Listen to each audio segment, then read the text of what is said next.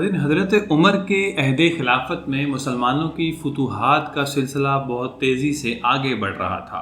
ناظرین، فتوحات کا یہ سلسلہ جب شام کے علاقوں میں داخل ہوا تو رومیوں میں اسلام دشمنی کا جنون بہت زیادہ حد تک بڑھ گیا۔ جب بھی کہیں بھی جنگ ہوتی اور جنگ میں ہاتھ آنے والی قیدی بھی ان کو اگر ملتے تو وہ ان کو بھی نہایت بے دردی سے شہید کر ڈالتے تھے، بلکہ یہاں تک مورخین نے لکھا کہ انہوں نے تانبے کے بڑے بڑے دیچکے اور ایک گائے بھی بنا رکھی تھی جس میں وہ تیل ڈال کر خوب گرم کرتے اور جو لوگ قیدی بن کر ان کے ہاتھ لگتے ان کو کہتے کہ تم نصرانیت قبول کر لو، اور اگر نہیں کرو گے تو اس کھولتے ہوئے تیل میں ڈال دیا جائے گا، اور جو لوگ نصرانیت قبول کر لیتے تو وہ ان کو چھوڑ دیتے، جبکہ اکثر انکار کرتے تھے تو وہ سب کو تیل میں ڈال دیا کرتے تھے۔ اسی طرح شام کے ایک معرکے میں 80 سے زیادہ مسلمان رومیوں کے ہاتھ قیدی بن گئے۔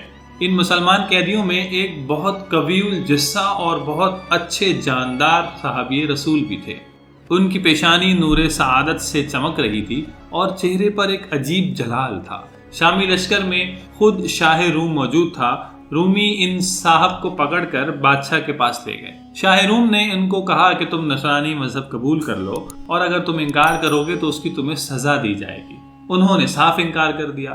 بادشاہ نے ان سے کہا کہ اپنا انجام تم اچھی طرح سوچ لو، اگر انکار پر قائم رہے تو کھولتے ہوئے تیل میں ڈال دیا جائے گا۔ صحابی رسول نے بے دھڑک جواب دیا کہ کچھ بھی کر لو، میں اپنا دین نہیں چھوڑنے والا۔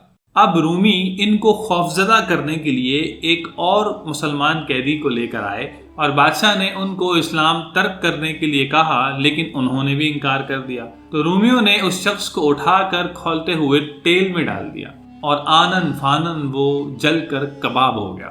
اب صحابی رسول اپنے مظلوم ساتھی کا انجام دیکھ کر رونے لگے۔ رومی ان کے سامنے یہ سب اس لیے کر رہے تھے کہ یہ قوی الجثہ اور روب والا شخص اگر ہمارے دین میں آ جائے گا تو ہمارے دین کی مرتبت بہت بڑھے گی۔ جب صحابی رسول رونے لگے تو رومیوں نے کہا کہ اب موت سے ڈر کر روتے کیوں ہو؟ ابھی وقت ہے، نصرانیت قبول کر لو، ہم تم کو رہا کر دیں گے۔ رومیوں کی یہ بات سن کر ان صحابی رسول رضی اللہ تعالیٰ عنہ کی آنکھوں میں ایک نورانی چمک پیدا ہوئی اور بڑے جلال سے فرمایا، میں موت سے ڈر کر نہیں رو رہا، بلکہ اس بات پر رو رہا ہوں کہ اللہ کی راہ میں قربان کرنے کے لیے صرف ایک جان ہے۔ کاش ایک جان کے بجائے میرے ہر بال کی جگہ ایک جان ہوتی اور میں سب جانوں کو راہ حق میں نثار کر دیتا۔ رومی ان کی قوت ایمانی دیکھ کر اور بہادری دیکھ کر حیران ہو گئے اور کہنے لگے کہ ایسا پختہ ایمان والا شخص اگر ہمارے دین میں آ جائے گا تو بہت زیادہ فائدہ ہوگا۔ وہ بہت بےتاب ہونے لگے کہ یہ کسی بھی طریقے سے ہمارے دین میں آ جائیں۔ انہوں نے پینترا بدلا اور صحابی رسول سے کہا کہ اگر ہمارے بادشاہ کی پیشانی کو بوسہ دے دو تو بھی ہم تمہیں رہا کر دیں گے، اگرچہ تم اسلام ترک نہ کرو۔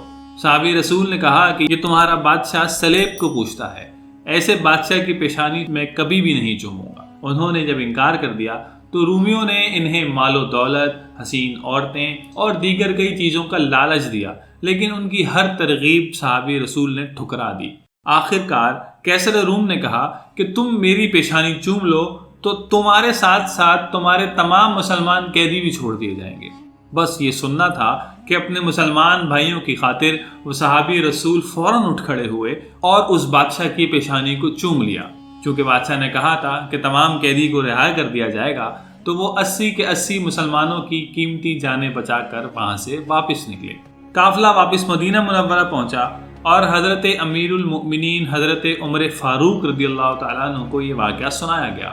جب انہوں نے یہ واقعہ سنا تو انہوں نے فرط مسرت سے ان صحابی رسول کی پیشانی چوم لی اور دوسرے مسلمانوں سے بھی فرمایا کہ وہ سب بھی اس کی پیشانی کو بوسہ دیں۔ ناظرین، آپ جانتے ہیں کہ یہ صحابی رسول کون تھے؟ تو ناظرین، یہ صحابی رسول، یہ عزم و استقلال کے پہاڑ، یہ اخلاص و ایثار کے جذبے سے بھرے ہوئے شخصیت، یہ عرب و عجم کے خلیفہ حضرت سیدنا عمر فاروق کے چہیتے حضرت عبداللہ بن حذافہ سہمی تھے۔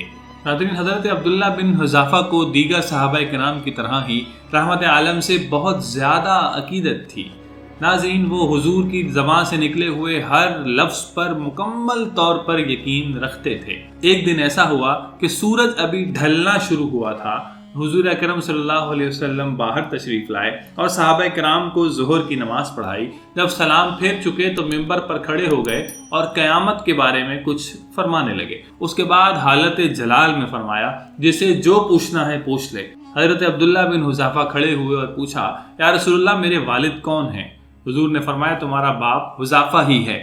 حضرت عبداللہ بن حذافہ نے کہا، خدا کی قسم اگر آپ مجھے کسی حبشی غلام کی اولاد بھی قرار دے دیتے تو میں اپنے آپ کو اس ہی کی اولاد سمجھ لیتا۔